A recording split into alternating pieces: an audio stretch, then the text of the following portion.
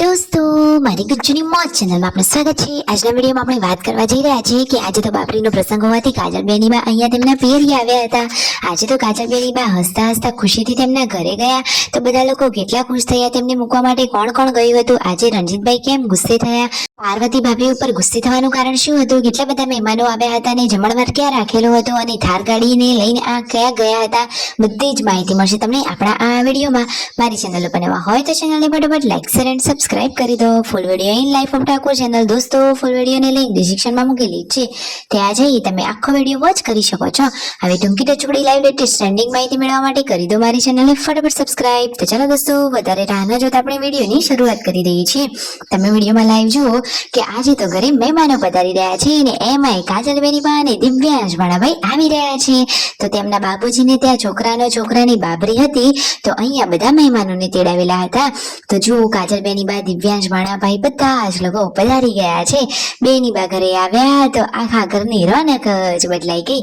શિલ્પા ભાભી, તેમના મમ્મી, તેમના ભાઈઓ બધા જ લોકો ખુશ થઈ ગયા। અને પૂનમ ભાભી અને પાર્વતી ભાભી અત્યાર સુધી આ શું કરી રહ્યા છે, ઘરે મહેમાનો આવ્યા છે ને એ તો જુઓ અહીંયા વાડામાં કપડાં ધોવા માટે આવ્યા હતા। તો જુઓ તો ખરા, હવે કહે છે કે મહેમાનો આવી ગયા છે તો આવી હાલતમાં ઘરે પણ કેવી રીતે જવું, તો એ તો ઘરના પાછળના રસ્તે થઈ અને ચૂપાચૂપ ઘરમાં જતા રહેશે। રણજીતભાઈ તો આજે ગુસ્સે થયા હતા, શું કારણથી? અરે દોસ્તો, એ કહે છે કે આજે કપડાં ધોવાનું રહેવા દીધું હોત તો ઘરે મહેમાનો આવી રહ્યા છે ને હજુ સુધી તમે તૈયાર પણ થયા નથી, એ રીતે ખાલી કહેતા હતા। બાકી આ ફેમિલી તો બાકી એકદમ હેપી ફેમિલી છે। તો જુઓ તો ખરા, રાકેશભાઈ પણ એમને બોલાવવા માટે આવી ગયા છે કે ચાલો હવે તો ઘણા બધા મહેમાનો આવી ગયા છે, હવે કામ પડતું મૂકો અને ફટોફટ તૈયાર થઈ જાઓ। રાકેશભાઈ તો તેમને કહી અને ઘરે આવ્યા તો જમવાનું ચાલુ હતું। તો આજે અહીંયા જે ચાંદલો લખવાનું કામ હોય એ રાકેશભાઈને આપવામાં આવ્યું હતું। ડબ્બો ભરીને પૈસા ભેગા થયા છે, બધા લોકો વારાફરતી જમવા માટે આવી રહ્યા છે। શિલ્પા ભાભી તો થાળી લઈ પણ લીધી છે અને કાજલબેની બા દિવ્યાંશ ભાણાભાઈને લઈ જમવા માટે આવી ગયા છે। બેની બા તો જુઓ કેટલા માન મર્યાદા સાથે રહે છે અને કાજલબેન હંમેશા ખુશ રહે એવી જ પ્રાર્થના। અહીંયા જુઓ બધા ભાઈ ભાભી એટલે કે બધી જ ભાભીઓ અને નણંદો જમવા માટે બેસી ગયા છે। જુઓ અને અહીંયા બધા લોકો કેટલા મહેમાનો તેમને ભેગા થઈ રહ્યા છે।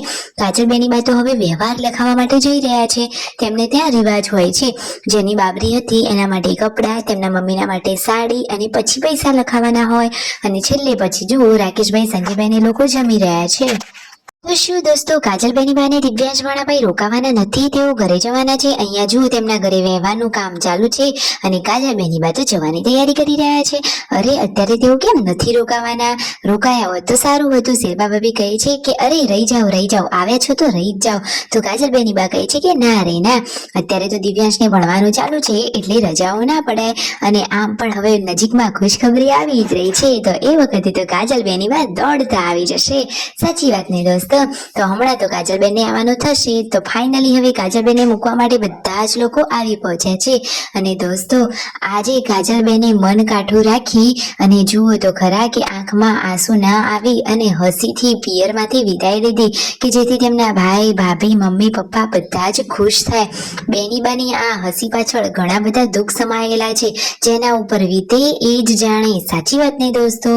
અને જુઓ કાજલબેની બા હવે ફાઇનલી ગાડીમાં ઘરે ગયા અને બધા મહેમાનો સાથે રાકેશભાઈ, સંજયભાઈ, રણજીતભાઈ અહીંયા નદીમાં નાહવા માટે આવી પહોંચ્યા છે। તેમને ત્યાં તો આ ફ્રીનો સ્વિમિંગ પુલ કહેવાય અને ઘરે રાત્રે જમવાની તૈયારીઓ થઈ રહી છે। મહેમાનો આવ્યા તો આખો દિવસ ક્યાં વીતી ગયો ખબર જ ના પડી। વિડીયો ગમે હોય તો કરો ફટોફટ સબસ્ક્રાઇબ।